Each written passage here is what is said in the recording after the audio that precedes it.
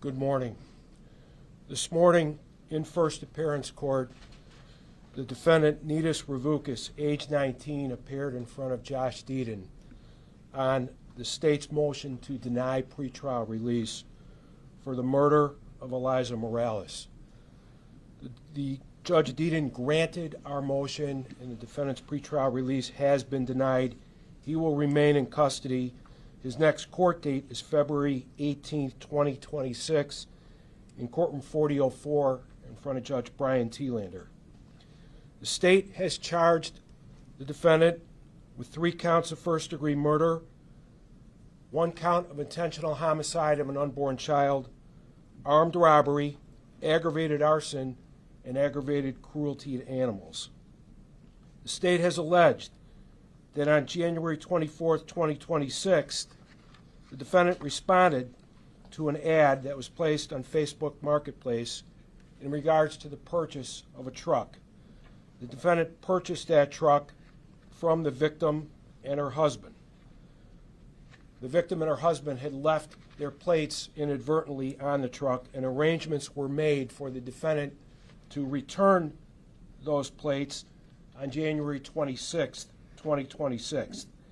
And on the afternoon of January 26th, the defendant arrived at the victim's residence, the apartment building located at 2327 Ogden Avenue in Downers Grove, a multifamily apartment building. The victim met the defendant, and the defendant gave the victim the license plates. The victim gave the defendant a screwdriver. He went out to the truck and came back to the victim and entered the victim's residence. While the defendant was in the victim's residence, an altercation ensued, and it resulted in the defendant stabbing the victim 70 times, causing the victim's death and the death of her 5-month-old unborn child. The defendant also stabbed the family dog. Fortunately, the dog was able to escape and survive.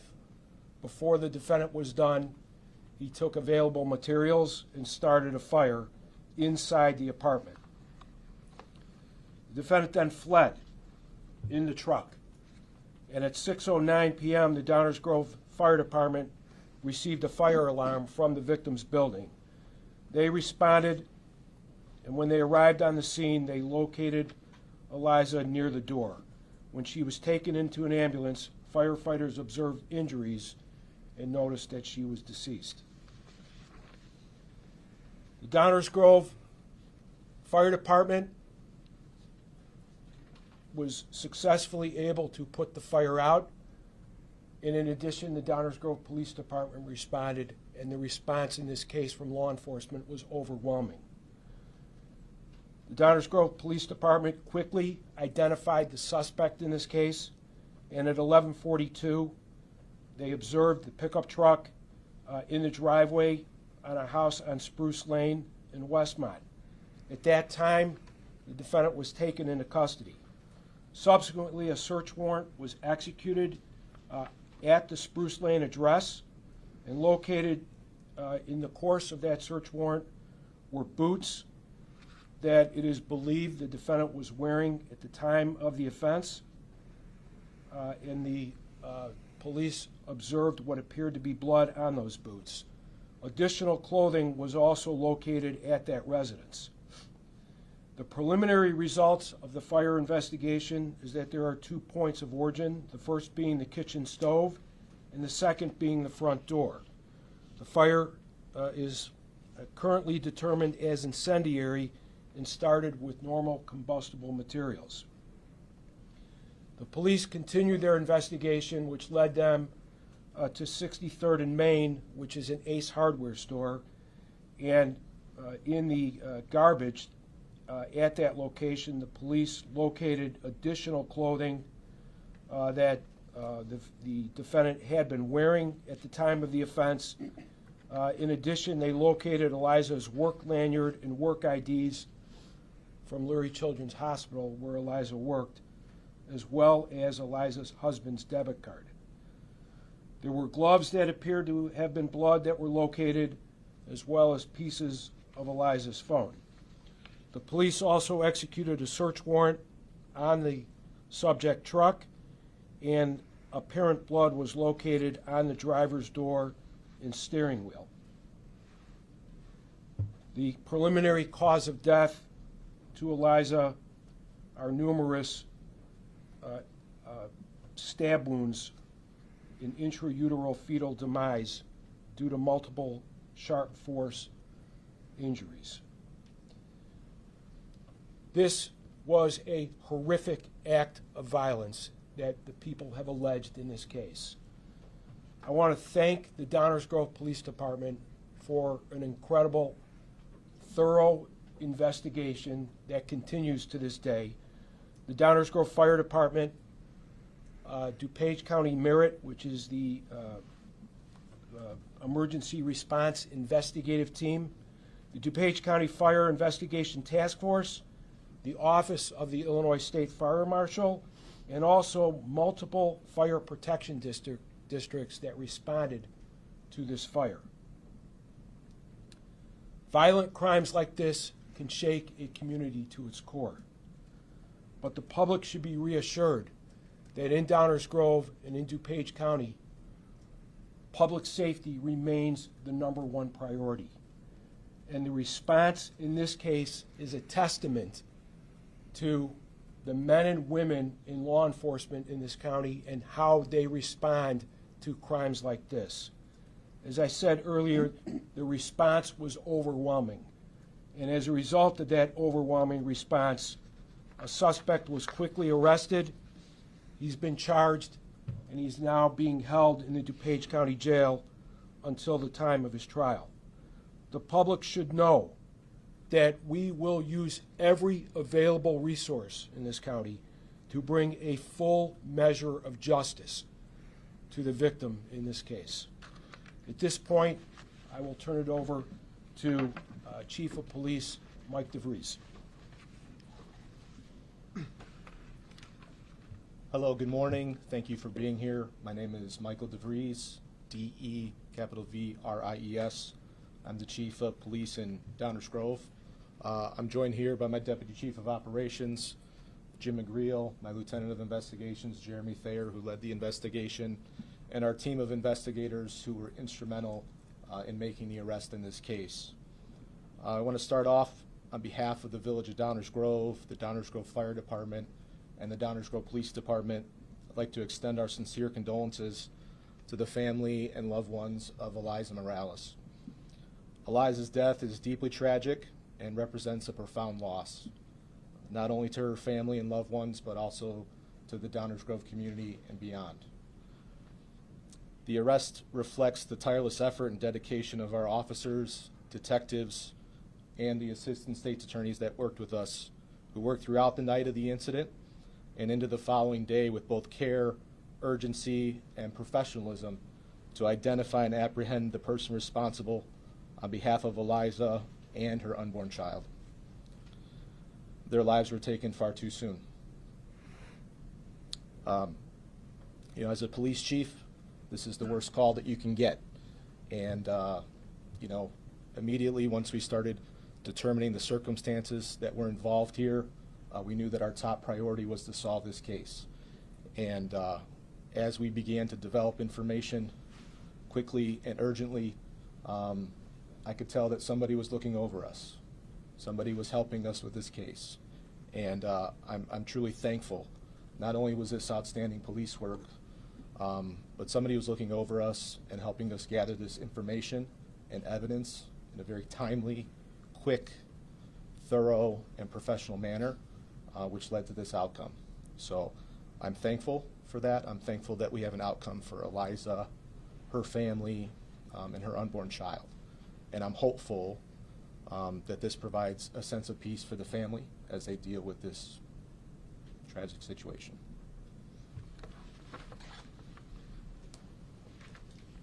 Take some questions. One thing the judge harped on was her being stabbed 70 times. He claims that he was aware that she was pregnant because she screamed for help. She fought back. just talk to me about the crucialness of that, you know, covering these cases. I don't know what was the worst case in Downers Grove or DuPage County in the last few years, but, you know, is this kind of unbelievable in a way, just putting all this together? It is a horrific act of violence, and it's not something that we typically see in DuPage County. It's unconscionable, an unconscionable level of violence that we have observed in this case. And our hearts go out to the victim's family who have to deal with this, and the entire community. Crimes like this have an impact on the entire community. So it's not something we typically see. But again, I want to stress the public needs to understand how law enforcement works in this county, and the public should be proud of all the men and women standing up here and the work that they have done and will continue to do on this case. It's remarkable. During the court hearing came out that there was a sexual assault kit that was used, so do we expect rape or sexual assault charges in the future? What I can tell you is that there are a number of pieces of evidence, including the sexual assault kit, that will be and have already been sent to our crime lab. They will be examined. The investigation continues. We will follow every single lead and every single piece of evidence. If they lead to additional charges that can be proved beyond a reasonable doubt, we will certainly file those charges. That's really all I can say at this point. Yes. Will you be seeking a brutal and heinous enhancement? We will be. Absolutely. That is something that we will file.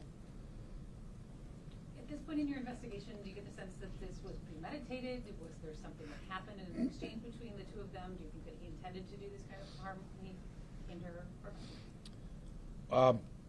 What I can tell you, what we know so far, clearly the acts were intentional.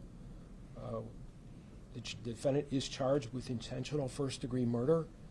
At what point he formed the intent to stab the victim multiple times is something that we continue to look at and we continue to investigate. But that's really all I can comment on at this point. This is really something that can resonate with a lot of people, right? With Facebook Marketplace, for example, being the point of contact between the defendant and the victim. What should people take away from a situation like this when meeting someone like this or inviting someone into their space, their living space,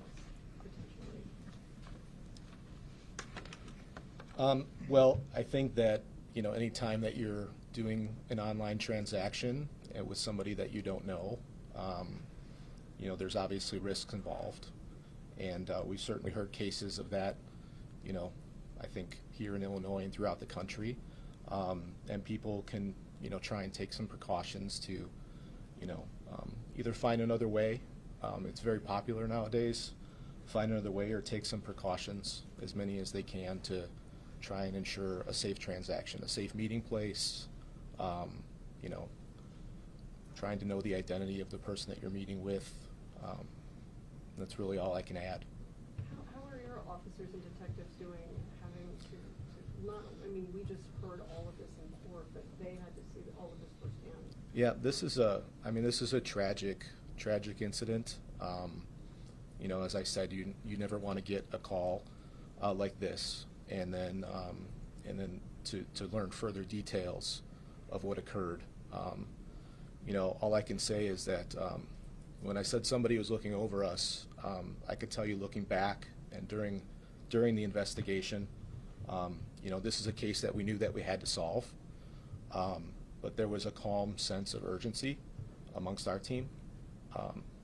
You know, I felt that everybody was confident that we would find the person responsible, and I can only tell you that we were calm, we followed the basics, and you know, we ended up with the result that we were looking for in a very quick amount of time. So, you know, you can only hope, you know, as the police chief and for the people that work these cases, that this is where you end up at the end of the day.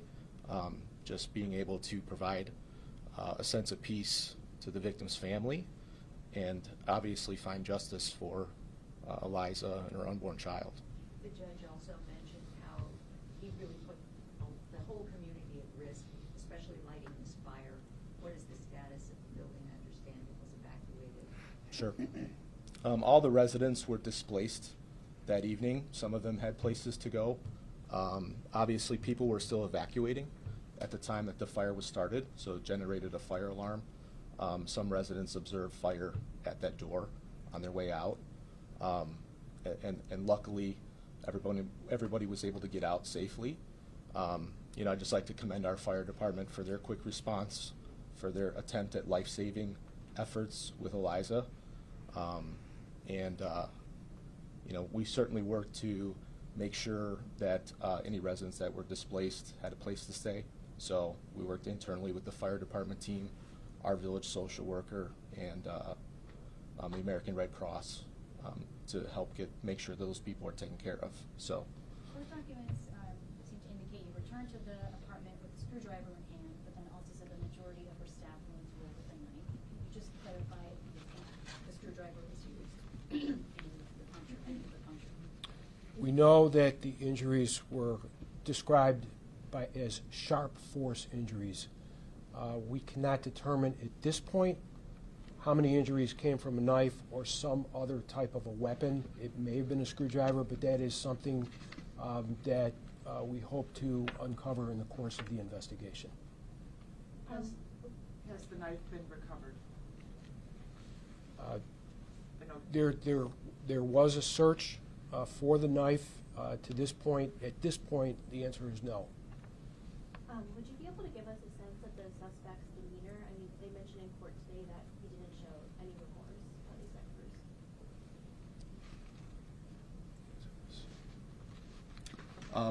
So during our first contact with the suspect, he was taken into custody without any issues, cooperative.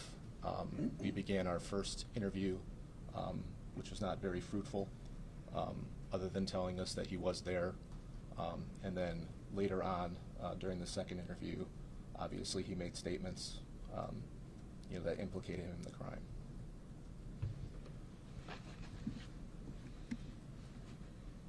Would it be possible if the attorney who spoke in court today, if you would be able to spell your name for us as well? Sure. Alyssa, you want to come up here? I apologize. It's Alyssa, ALYSSA. Last name's RAB as in boy, ULINSKI. And I do want to say, Alyssa Rabelinski is the first chair in the office. She and our supervisor, Helen Kappas, spent hours and hours at the Downers Grove Police Department working with the police on this case, and a special shout out to them and all the work that they put in. Do we have a Spanish speaker for this press conference by any chance? Do we have a Spanish speaker that can have for this press conference? For this press conference, No. I don't think so. No, I'm sorry. Okay. Thank you. Thank you.